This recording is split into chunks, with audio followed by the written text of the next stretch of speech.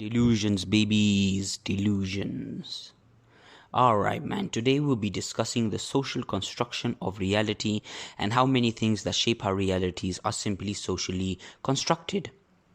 Hopefully, after this video, you'll be feeling quite different about the world around you, and I hope this video serves as a reminder that your reality is somewhat in your hands. Now, without further delay, let us get started. But of course, first subscribe and help me reach 1,000 subscribers. It will be much appreciated. Thank you. In 1966, socialists Peter Berger and Thomas Luckmann wrote a book called The Social Construction of Reality. They argued that society is created by humans and human interaction, which they coined as habitualization. And habitualization describes how any action that is repeated frequently becomes cast into a pattern, which can then be performed again in the future in the same manner and with the same economical effort. In other words, reality is socially created through repeated human interactions that develop into patterns. And we as individuals create society, and society forms the reality of individuals. Since reality is socially created through repeated human interactions, one could say that society is a matter of habit.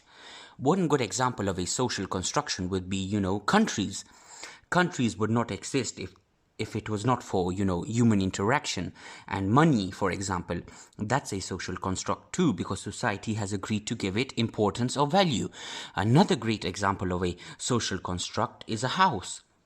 Your house is a house because we agree that it is a house. If the house is older than you are, then that means that it was created by the agreement of others who came before you. It exists by consent, both prior and ongoing. This is an example of how we implant a convention or norm into a society. The Thomas theorem states that if men define situations as real, they are real in their consequences. What that means is that our behaviors can be determined by our subjective construction of reality rather than by an objective reality. The Thomas uses an example of a mentally ill prisoner who had the belief that other inmates were talking about him. And he would physically attack them every time he saw their lips move. Even though the prisoners were not talking about him, it does not matter because the belief that other inmates were talking about him was very real to the mentally ill prisoner.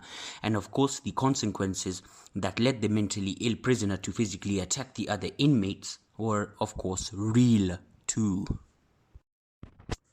Even our moral codes and social norms were created by these successive definitions that we gave to the situations.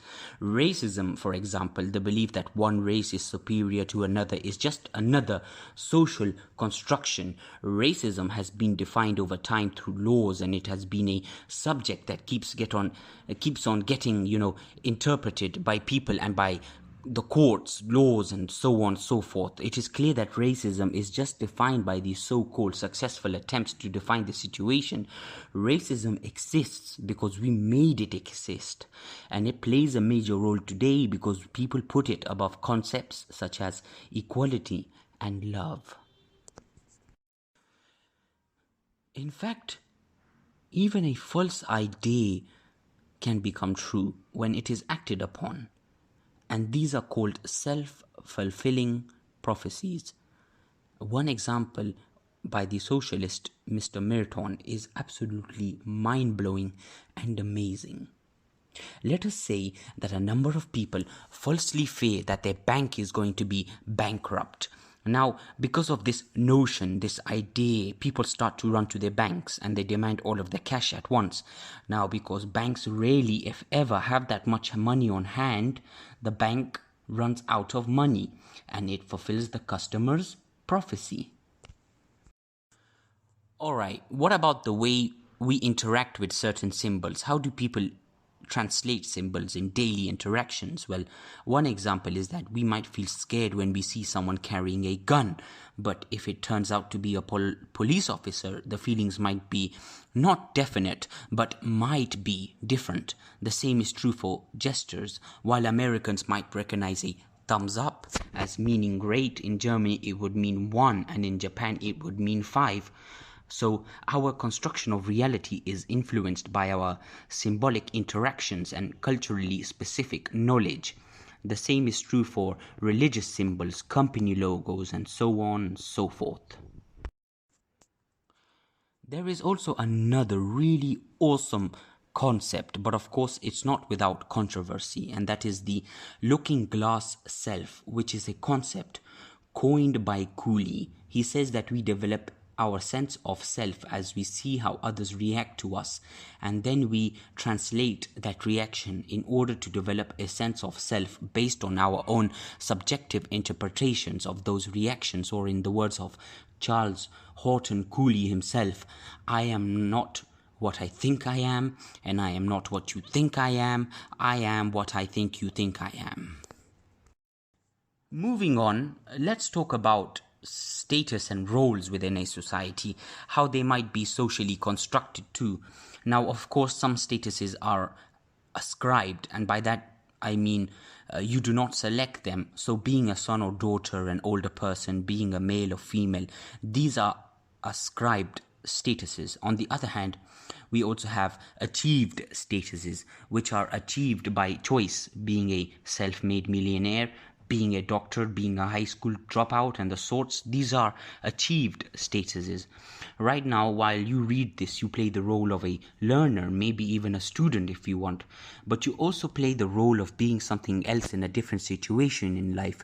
You have various roles, and each role is associated with a different status, with different consequences too, and every role you play forms your reality. Let us assume that you are a full-time parent, but also you work full-time too. And now, what are the social norms of a parent? That the parent cooks, cleans, drives, solves problems, and acts as a source of moral guidance for their kids, right? What if you had to play two roles, be a full-time parent and work full-time too?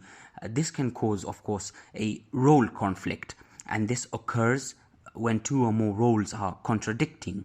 Let us assume that you have a deadline at work, but at the same time you need to pick your damn kid up from school.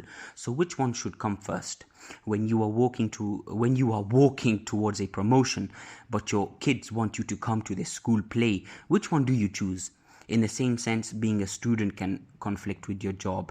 Being a friend can conflict with your relationships. Being ambitious about something can conflict with your marriage, and so on and so forth.